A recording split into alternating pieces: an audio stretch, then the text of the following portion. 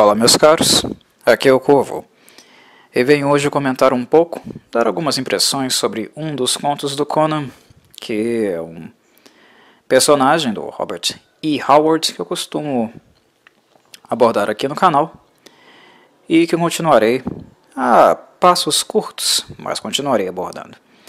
E dessa vez eu trago mais um conto chamado Inimigos em Casa. E a partir de agora darei algumas impressões sobre o texto em si. Quem não conhece, aconselho que acessem o Clube do Livro, link na descrição, para que possa, de alguma forma conosco, tatear esse texto, ter impressões mais sólidas acerca dele e também adentrar em discussões maiores. Após fazerem isso, aí sim vocês voltam aqui no áudio e, caso queiram, entrem em contraste então com as minhas impressões, sem tomar spoilers que claramente eu darei aqui.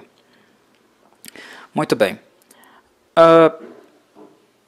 Nos textos de Howard, tem sempre aspectos que são recorrentes, né, digamos assim, que é algo até meio inevitável de não acontecer, porque Conan é um personagem com traços, né, com características muito marcantes e muito recorrentes também. E alguns elementos também na mitologia, no mundo que o Howard criou para o Conan, para ambientar o personagem dele, são recorrentes também, com muita frequência, né? São coisas que vão aparecer em vários contos da obra. E um desses traços é sempre a presença de algum sacerdote, algum líder religioso, algum representante de alguma divindade, que normalmente é maligno. É uma característica do texto do Howard que também contrasta com a própria percepção do Conan, de que sacerdotes religiosos normalmente são má notícia, devido às várias experiências ruins que ele teve com personagens com antagonistas desse tipo durante os contos, né, as histórias fantásticas do autor. Como os leitores de Conan bem sabem e bem percebem, Conan é um personagem extremamente destemido. Ele não teme muitas coisas, a não ser as coisas as quais ele não compreende ou que ele não consegue racionalmente explicar. Conan é um personagem muito forte, muito destemido, mas digamos que ele nunca foi um erudito. Ele é um cara que sabe sobreviver em diversas situações adversas, em condições muito desfavoráveis, mas ele não é um erudito, ele não é um estudado, ele é um bárbaro, né? Nós temos como personagem central na obra um bárbaro, e isso sempre se mantém, né? Quando o assunto é sobreviver, quando o assunto é caçar, né? Quando o assunto é conseguir realizar feitos heróicos, Conan sempre será um personagem acima da média, porque ele é o bárbaro dos bárbaros no mundo do Howard, né? Mas quando se trata de explicar coisas muito complexas, de compreender coisas para além do escopo e do tipo de conhecimento que ele tem, que normalmente é um conhecimento mais mundano, voltado para as necessidades vitais, né, que aparecem para ele, digamos que Conan não é exatamente a pessoa mais adequada para resolver assuntos assim. Então o que ele faz é descer a espada. O que ele não compreende, ele desce o porrete, né? Ou então ele cai fora, né? Ou então ele foge. Porque Conan pode não ser letrado, ele pode não ser inteligente, mas burro ele não é, né? Então, por mais bravo e heróico que Conan seja, aquilo que ele não compreende e que ele não sabe e não vê possibilidade realmente de um embate frontal, ele não correrá riscos desnecessários. Veremos que Conan sim foge, porque ele não é idiota, né? E quando o assunto é religião e deuses, sacerdotes, magia, Conan sempre tem um pé atrás. Ele é mais precavido do que de costume ele costuma ser, né? Porque são coisas que fogem da alçada dele. Ele não consegue compreender muito bem. E, para a sua infelicidade, né, nos contos de Howard ele costuma se deparar muito com coisas assim. com personagens, né, autoridades, digamos, hierofantes, né, de alguma divindade em si, né, ou algum tipo de antagonista que também pode não ser um sacerdote de uma divindade maligna, mas um entendedor, digamos, de algumas peripécias, algumas habilidades mágicas. No caso aqui de inimigos em casa, o que nós temos é um personagem chamado Nabônidos, né, um sacerdote de Mitra chamado Nabônidos, ou que pelo menos, né, ele indica servir, né, a esse sacerdote, que é o grande antagonista central. Mas, na verdade, o que nós temos abordado no texto não é nem um fazer cerimonial de Nabônidos, mas um personagem como vários, né, que tem esse approach, tanto no campo religioso como no mágico. Nabônidos é um personagem que se envolve com política e se debruça, né, a conspirar, a influenciar, a manipular, coisa que ele faz com o rei da cidade onde esse conto se situa, onde Conan está.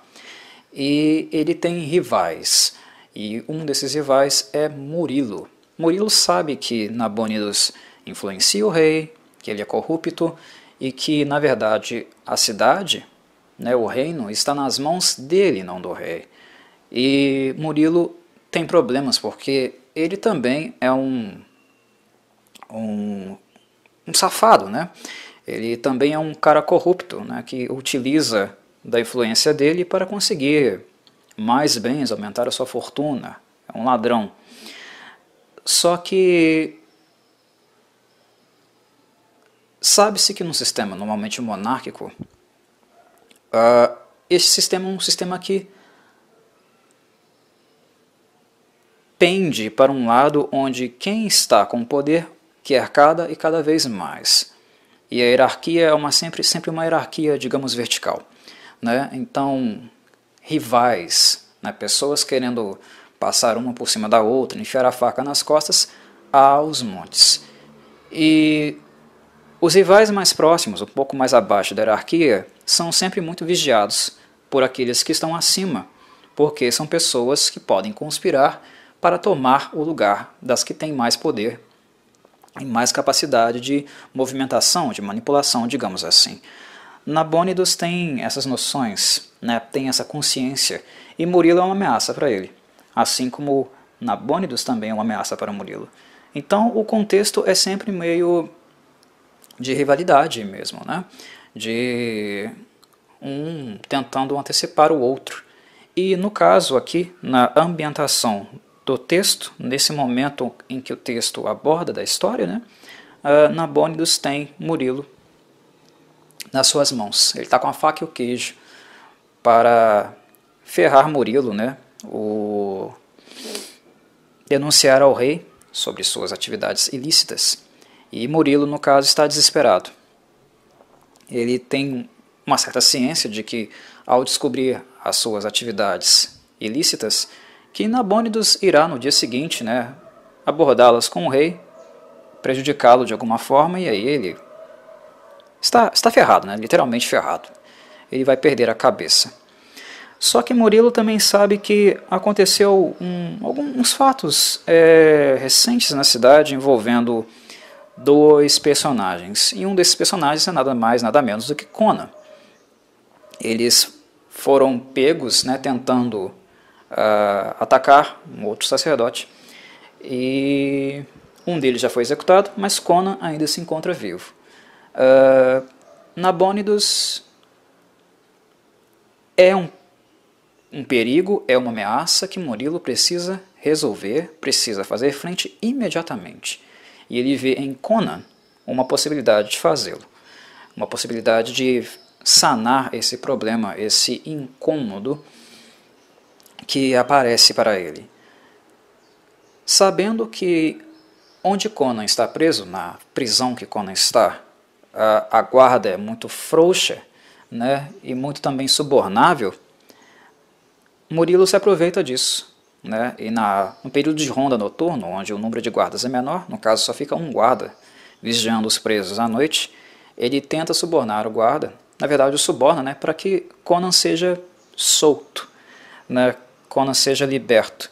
Ele revela para Conan suas intenções, né, faz com ele uma certa barganha, né, troca a liberdade dele pela ajuda, no sentido de caçar Nabônidos, ir até a casa dele e matá-lo. E Conan, na situação que está, né, não vê outra possibilidade, né, não vê algo mais coerente do que aceitar a proposta e se ver livre dali, já que a cabeça dele está, né, praticamente na guilhotina. Só que várias coisas acontecem, né, não saem muito como Murilo havia planejado, né. O policial, né, na verdade o policial é um termo mais moderno, né, seria um guarda. O guarda que estava vigiando Conan é descoberto, né, por muito azar, tanto de Murilo como de Conan, ele é descoberto pelas autoridades em virtude de outros assuntos, né, outras coisas voltadas, ligadas à corrupção que ele havia feito, estava fazendo, né, e acaba sendo pego antes que o plano realmente se concretizasse. E a guarda é substituída, algo que faz Murilo ser... Na verdade ele fica desesperado porque o plano dele dá errado, então ele decide resolver as coisas realmente com suas próprias mãos. Mesmo sabendo que o feiticeiro, né? Feiticeiro não, sacerdote. Sabendo que o sacerdote é alguém muito precavido, é alguém que tinha uma guarda muito forte, muito fortalecida em sua casa, que além dos muros altos ele tinha um cão absurdo, gigantesco, guardando a propriedade dele, e quem sabe o que mais poderia haver na mansão. Mas ele não vê outra solução a não ser ir lá, ele mesmo, né, dar cabo do Nabônidos, antes que ele revele suas ações ilícitas. Enquanto isso, na prisão, Conan já é vigiado por outro carcereiro, né, que acaba também se surpreendendo ao encontrá-lo comendo um pedaço de carne grande, né, lá roendo o osso que ele já havia comido. Mais cedo, o carcereiro anterior havia dado refeição a ele, cerveja, tirado as correntes, né, junto com Murilo. E o novo carcereiro, embora alguém mais sério e não subornável como o anterior, acaba recaindo, né, caindo no erro que muitas pessoas cometem com o Conan. Chegar perto demais. Aproximar-se da sua figura, sem estar muito precavido. Digamos que ele foi burro, né? Porque já à vista, por maior que o carcereiro novo pudesse ser, forte como ele pudesse ser, como Conan o é também, você não simplesmente entra dentro de uma cela de alguém tão destemido, tão cheio de cicatrizes, um guerreiro que claramente é alguém muito experiente, como Conan é, sem estar precavido, sem algumas precauções realmente necessárias. E Conan é alguém extremamente troglodita, né? Conan é capaz de lutar não apenas com armas, mas na mão de Conan qualquer coisa é arma. E o osso, né, da carne que ele estava comendo, do rosbife, sei lá que merda ele estava comendo, que carne ele comia, se era um fermo de algum animal, ele pega o osso e desce o cacete na cabeça do novo carcereiro. Ele arrebenta, ele racha o crânio do cara. E sai na boa, né? Já lá no seu bem bom, na sua liberdade, Conan começa a refletir, né, sobre o que de fato acontecera e se ele realmente devia alguma satisfação, se ele tinha realmente alguma conduta moral ou se ele realmente devia alguma coisa para Murilo. E ele acaba cedendo nesse ponto. É uma característica que nós vemos aqui marcante, que é central também na personagem de Conan. Embora bárbaro, embora alguém feroz e muito mais voltado a sentimentos e posturas bestiais do que propriamente cultas e civilizadas, o Conan mesmo assim é alguém nobre, né? Ele tem um código moral.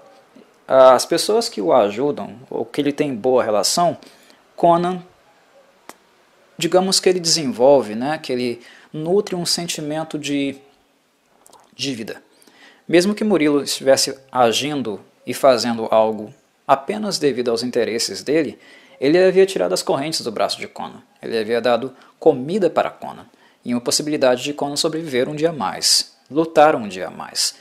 E Conan é um personagem que leva esse tipo de coisa muito em consideração. Então, ao invés de simplesmente ir embora, ele bate, né, uma certa sensação de dívida nele, ele resolve ajudar Murilo de alguma forma. Mas antes disso, ele não deixa de acertar contas, certamente, com as pessoas que causaram a sua captura, né? Conan, claro, tinha um plano, ele tinha um outro serviço quando ele chegou na cidade, ele tinha pendências e foi capturado também muito em virtude de traição. E aparece aqui uma outra característica que é muito recorrente nos contos, na história, e como Howard traduz, escreve sobre o Conan. Conan ele tem uma queda muito forte por mulheres, né? Ele sempre encontra muitas e está com muitas. A obra do Howard ela é repleta de relações triviais, corriqueiras. Conan está com muitas mulheres, ele sempre está com muita mulher atrás dele. É um traço meio recorrente assim mesmo na obra do Howard. E é claro, Conan acaba se envolvendo com mulheres não muito confiáveis, né? Ele pouco se dá conta disso às vezes, né? Ele é um pouco imprudente com mulheres às vezes. E no caso aqui, aconteceu de fato uma relação dele com uma mulher anteriormente, com uma loira, né? E essa loira foi a pessoa que acabou incriminando Conan, revelando os segredos dele e dos comparsas dele, e que fez ele ser preso lá, né, a princípio, para início de história. Então Conan vai atrás dessa mulher, encontra ela com outro cara, ele arrebenta o cara, enfia a faca no bucho dele e segue para o encontro da mulher também, que estava ali próximo, né, um recinto acima. Ela já estava com esse homem há alguns minutos, talvez algumas horas antes de Conan chegar. O cara sai da casa, o Conan pega ele, num lugar chamado Distrito do Labirinto, uma coisa assim, e ele sobe, né, entra na casa e sobe no quarto para acertar contas com a mulher. A mulher, claro, né, lá se debruça em lágrimas, pede misericórdia, né, que poupe a vida dela, né, aquela lamúria esperada de alguém que está claramente diante da morte, né, da possibilidade de ser assassinada, né, do seu inimigo, né, aquele inimigo que ela fez, a pessoa que ela traiu, que certamente não deve estar muito feliz, né, pela situação em que ela o colocou. Mas aqui também aparece mais uma característica de Conan. Conan ele não é cruel. Ele é cruel normalmente com seus opositores, mas ele não mata gratuitamente. Eu disse que ele não é cruel e depois falei que ele é, né? Mas Conan normalmente é cruel com seus opositores, com aquelas pessoas que fazem, digamos, alguma resistência a ele. Aí ele mata, esquarteja, destroça essas pessoas com muito apelo, com muita vontade, digamos assim, né? Conan é uma máquina de matar, e se você fica no caminho dele, ele vai arrebentar você. Mas Conan normalmente não é covarde, no sentido de agredir ou matar alguém que está ali indefeso na frente dele, que não vai se opor com muita força na frente dele. Ele mata adversários que resistem, que fazem frente a ele, mas não necessariamente aqueles que já estão indefesos e vencidos antes mesmo de uma batalha começar. Se Conan fosse alguém realmente muito mau, ele mataria essa mulher. Ele a esfaquearia ali mesmo, naquele recinto. Mas ele acaba optando por uma solução um pouco mais, digamos, adequada para ela. Ele a pega nos braços, coloca no ombro, desce a casa, procura a cisterna, né, o fosso, aquele lugar mesmo, né, onde as pessoas fazem as suas necessidades, e joga ela lá dentro, dando a clara resposta, né, a clara interpretação de que ela não passa de um monte de merda, como aquelas que estavam lá naquela cisterna, naquela fossa. É um trecho bem engraçado do conto em si. E ele poupa a sua vida. Então ele vai lá, segue então finalmente, né, para casa lá do Nabônidos, fazer o serviço, o qual o Murilo havia encarregado a ele. Murilo havia chegado antes, como eu havia falado, né? Ele encontrou, ao adentrar o recinto, né, ao adentrar a propriedade, ele já havia encontrado o cão selvagem, né, a besta selvagem do Nabônidos morta. Algo que já era muito suspeito. Que ser humano poderia lidar com uma criatura daquela? Certamente não um ser humano muito normal, né? E ao entrar na casa, ele encontra a figura, né, de alguém sentado num trono, com a capa vermelha, né, vestes típicas de Nabônidos, e ele acredita que é Nabônidos. Mas ao chegar mais perto, ele se depara com uma fera peluda, e pouco tempo depois ele é abatido, o Murilo, né? E mais tarde ele vai despertar, né, lá embaixo, nos porões, nos calabouços da mansão,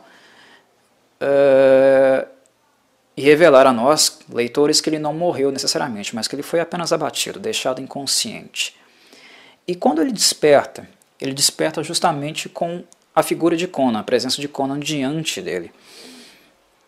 E Conan começa a conversar com ele e tentar elucidar o que diabos aconteceu de fato.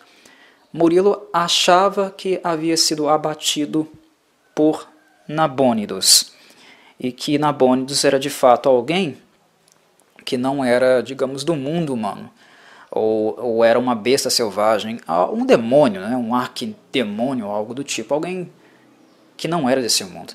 Murilo chega a cogitar que ele seja uma espécie de demônio, né, ou lobisomem, né, que se infiltrou no reino e realmente manipula o rei, ou algo assim. Conan havia entrado por uma passagem diferente. Ele, como sempre, não é alguém que entra pela porta da frente, exceto em um conto, né, da obra, que vocês devem imaginar, devem lembrar de qual é, mas normalmente Conan tenta a furtividade. Ele é grande, ele é pesado, mas Conan também é um bárbaro muito exemplar, porque embora ele seja muito pesado, ele não é imprudente. Ele tem algumas habilidades, né, uma certa prática, habilidades mesmo que lembram um pouco o ladino comum, um ladrão comum, né? Ele não é alguém que chega necessariamente sentando o pé na porta, né, e dizendo: olha, eu estou aqui, babacas, venham para cima de mim. Né, o Conan ele é muito prudente, ele estuda os locais que ele vai invadir, ele estuda os seus inimigos, né, e lembra um pouco, em alguns momentos, o ladino clássico, né, alguém que planeja as suas entradas. E ele entrou por uma espécie de grade que dava passagem, né, entrada em direção aos calabouços dessa mansão. Só que algo acontece que acaba deixando ele aprisionado, né, preso lá dentro do calabouço junto com o Murilo que ele encontrou, porque a grade desaba, né, e soterra, destrói realmente a passagem, né, que ele havia entrado ali. E conversando com o Murilo, tentando colocar essas coisas mais às claras, tentando entender realmente o que aconteceu e quem é realmente o inimigo que se colocam a eles, cogita-se que se trata, né, de uma besta, de um lobisomem, que é o Howard aqui nos dizendo que coisas assim existem também no mundo dele, né? É um tipo de criatura que ele também contempla, né, e de alguma forma adapta para o seu mundo. Mas alguns minutos depois, né, poucas cenas após isso, eles encontram Nabônidos lá embaixo, também desacordado, o que faz com que essa teoria caia por terra, de que a figura que estava usando a capa de Nabônidos lá em cima certamente não é ele, né, porque ele está lá embaixo, obviamente, e que também não se trata de um lobisomem, porque Nabônidos viria explicar que a criatura que ele chama de Tak, né, que ele nomeou Tak, trata-se de uma criatura que é como um primo distante da nossa espécie, da espécie humana. E isso é interessante, né, porque como nas teorias evolutivas, né, nós tivemos várias tribos, né, vários, digamos, faixas de evolução, há algumas noções teóricas, né, algumas linhas teóricas que acreditam que no desenvolvimento da nossa espécie, até nós nos tornarmos Homo sapiens, nós tivemos linhas evolutivas que apontaram para aquilo que nós somos hoje, né, uma espécie que sobreviveu ao teste do tempo, que modificou a sua estrutura corporal, né, a sua estrutura evolutiva, caminhou para o que nós somos hoje, mas que também houveram outras, né, que não evoluíram necessariamente para a nossa, e acabaram desaparecendo, perecendo. Né? Isso se nós tomarmos, por exemplo, a perspectiva biológica. No mundo do Howard também tem isso. Né? Nós nos tornamos seres humanos, mas houve, né, alguns dos nossos primos evolutivos ainda não se tornaram, traçaram um caminho diferente, e talvez algum dia eles cheguem a nós, ou algo diferente do que nós nos tornamos. E Tak lá em cima trata-se de um primata, um primo distante da nossa espécie, um gorila humanoide, né, ou algo assim, que o Nabônidos revelou que acabou resgatando, né, ele acabou achando essa espécie, né, segundo ele, com muitos poucos espécimes ainda existentes vivos, né, sobreviventes no mundo, ele acabou tornando esse espécime seu guarda-costa, acabou adestrando. Só que o erro dele foi acreditar que a espécie realmente, né, é uma espécie evolutiva com um traço muito animalesco, mas sem aquela alma, aquela capacidade de aprendizagem, né, a capacidade mental um pouco mais evoluída, como a nossa espécie tem, como a nossa espécie possui. Nabônidos subestima a capacidade intelectual da criatura, acabou treinando-a, ensinando-a como se ela fosse apenas um animal selvagem, sem perceber que havia algo de racional ali, mesmo que muito arcaico, muito primata mesmo, mas que havia. Essa criatura, ela se acostumou a matar para o Nabônidos, acostumou-se a observá-lo também e aprender o jeito que ele fazia as coisas na casa dele. Né? E, pela forma como ela era tratada, a forma como ela foi subordinada, ela foi nutrindo com o tempo, né, um certo rancor, um certo desprezo em relação ao Nabônidos, até que um dia ela resolveu virar-se contra ele. Né? Atacou seu cão, atacou o caseiro lá, né, um servo dele também, e, por fim, a ele mesmo. Né? E foi de uma maneira muito repentina. Né? Nabônidos está ali embaixo, no calabouço também, há algumas horas. E foi de uma maneira muito repentina. Ele simplesmente, de repente, resolveu atacar-se, virar-se contra Nabônidos. Murilo, ao saber disso, junto com Conan, teve uma opção diante dele. Pelo fato de desconhecer realmente os calabouços da casa, da mansão do Nabônidos, ele optou por mantê-lo vivo, embora o Conan ele não confie em pessoas com esse perfil, que vai de encontro com aquilo que eu falei lá no início, né, dessa narração. Conan desconfia desse tipo de gente, e normalmente ele tem razão em não confiar nelas, porque eles não são confiáveis realmente. Mas pela falta de informação, de instruções sobre como sair daquele calabouço, Murilo acaba optando por mantê-lo vivo, para que ele os conduza para fora. E, de alguma forma, eles entram também em barganha, em um acordo, para que no caso, Murilo iria esquecer, né, as coisas que Nabônidos fez, né, não iria fazer ameaça, não iria rivalizar com ele, e ao mesmo tempo também Nabônidos não iria dizer para o rei as coisas que ele descobriu sobre Murilo. Era um contrato ali mesmo de sobrevivência, né? Eu lavo a minha mão, você lava a minha, nós saímos dessa situação aqui juntos, sobrevivemos, damos cabo do monstro lá em cima e cada um para o seu canto, sem treta. Beleza? Fechou? Era mais algo nessa conjectura.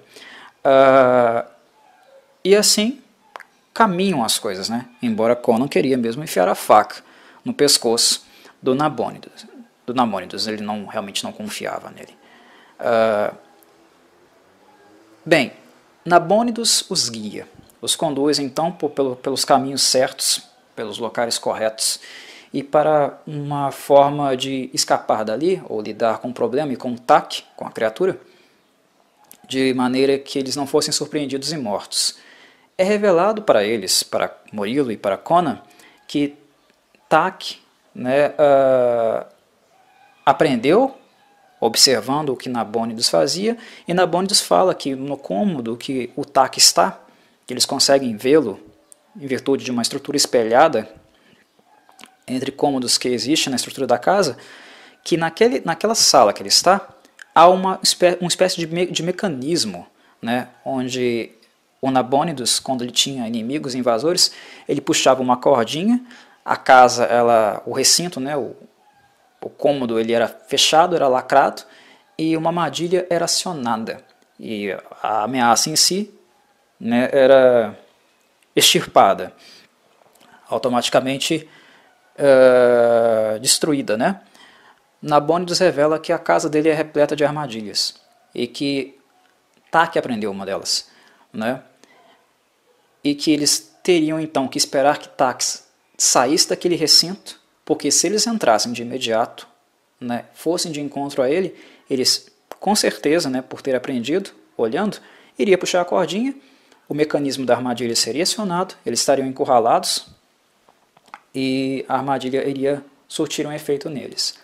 Só que algo acontece, né, algo que foi um evento realmente de muita sorte, como sempre o Conan tem. O Conan é um cara que nasceu com a bunda virada para a lua. Ele sempre tem muita sorte nas empreitadas dele. Ele tem o seu quê de competência, o seu quê de heroísmo e o seu quê de sorte. O Conan às vezes é muito sortudo. Outros opositores aparecem na casa de Nabônidos, da mesma forma como Murilo apareceu no começo.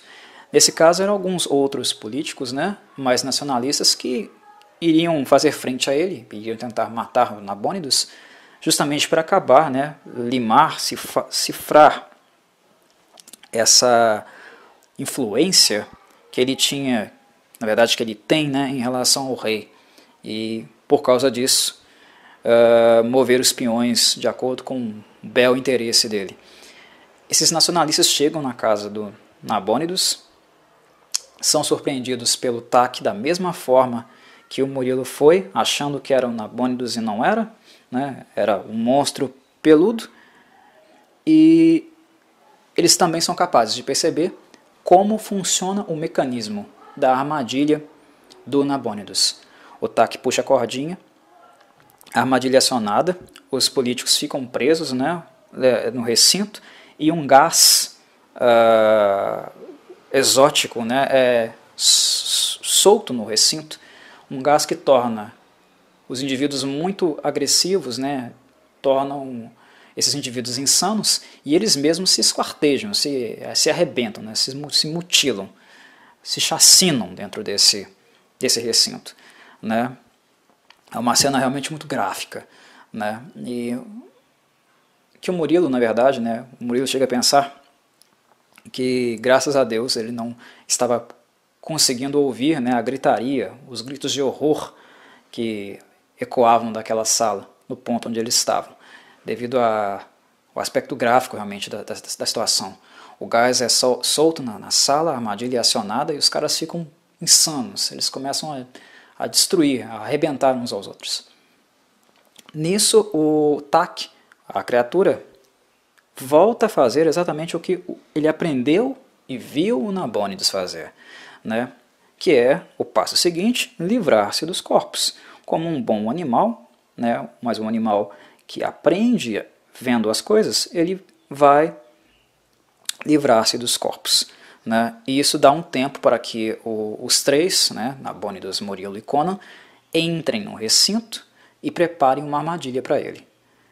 E sempre tem aquela coisa, né, de alguém servir como isca, atrair como isca a criatura, e acaba sobrando lá para o Conan, né, o contato, né, o confronto corpo a corpo, que deveria ser planejado, muito bem executado, porque Tak tem uma força sobre-humana, né, ele é muito forte, ele é mais forte que um gorila adulto, e ele arrebentaria o Conan, se o Conan não fosse muito rápido e preciso na armadilha que então, né, na tática que eles elaboraram para dar conta do Tak. No fim das contas, Conan dá cabo dele, né, consegue vencê-lo, se sente inclusive um pouco, digamos, emotivo em relação às circunstâncias, né, porque ele enxergou no Tak um inimigo destemido, né? O Conan tem essa coisa, né, de que os inimigos realmente destemidos dele, Conan os enfrenta, mas ele também os admira de alguma forma assim, né? O Conan admira barbarismo, o Conan admira força, né? Então ele tem aquela postura do bárbaro mesmo, né? De nossa, que inimigo forte esse que eu enfrentei. Eu irei lembrar de você nas minhas canções, nas minhas histórias, né? Quando eu estiver com as mulheres, irei cantar, irei mencionar o seu nome. Coisas bem românticas mesmo, né? Daquele sujeito que vislumbra, admira força, né? Que é uma outra marca, um outro traço do Conan também. Depois de tudo resolvido, o Murilo pede que o Nabônides os leve para um cômodo, né, para um recinto, para que ele possa tratar ali das feridas de Conan, né? Dar algum jeitinho para que Conan saia dali com um pouco mais de dignidade, porque ele abateu o Tak, mas o Tak arregaçou com ele também. Ele está repleto de ferimentos, né? Então o Nabônides os leva, os conduz até uma sala onde havia medicamentos e ataduras, só que ao dar as costas, ao sair, voltar-se para sair da sala, Nabônides faz o que o Conan havia dito lá no começo, que ele havia revelado a sua suspeita, o fato de não confiar em pessoas como ele, que foi traí-los, né? Para cada cômodo da casa, uma armadilha diferente. Todos os cômodos da casa têm uma cordinha, né, algum mecanismo de armadilha. E Nabônides viu ali uma oportunidade de se ver livre do Murilo, que seria perfeito, seria um opositor a menos, e a noite para ele seria perfeita. Ele se livrou de nacionalistas, de pessoas que faziam oposição a ele, se viu livre da criatura que ele criou, né, e alimentou sob seu próprio teto, mas que se virou contra ele, e estaria ali, se vendo livre, né, de Murilo, finalmente. Noite perfeita, nada melhor para ele, né? Então ele esboça traí-los, revela que aquele cômodo que ele os guiou, né, aquele cômodo que eles adentraram, também era uma arapuca, também era uma armadilha, e queria matá-los ali, naquele instante. Mas Conan é sempre rápido, né? Ele não... Enquanto os inimigos de Conan preocupam-se muito em falar, né, em dar traços da sua vaidade, das suas intencionalidades, o Conan não fala muito. O Conan não é de falar, ele age. Então ele pega um caial, ele pega um objeto e arremessa. Ele arremessa direto no cucuruto do Nabônides. Antes que o Nabônides assustasse e puxasse a corda, o Conan foi tão rápido que o objeto já foi direto na cabeça dele e arrebentou com ele. Isso vai de encontro com aquilo que eu falei lá no começo. Tudo nas mãos do Conan, tudo nas mãos dele vira arma. Tudo na mão dele é arma, né? Pode ser o que for. Na mão do Conan é perigoso, né? E o Conan agiu de forma rápida, abateu por fim o Nabônides e assim saiu ele, né, e o Murilo da situação difícil e complicada a qual eles se encontravam. Muito bem, meus caros, é isso por hoje, aqui nesse conto. Espero que tenham gostado de trafegar, de apreciá-lo também, né, na sua forma original. E espero que tenham gostado dos comentários também. E eu fico por aqui. Um abraço.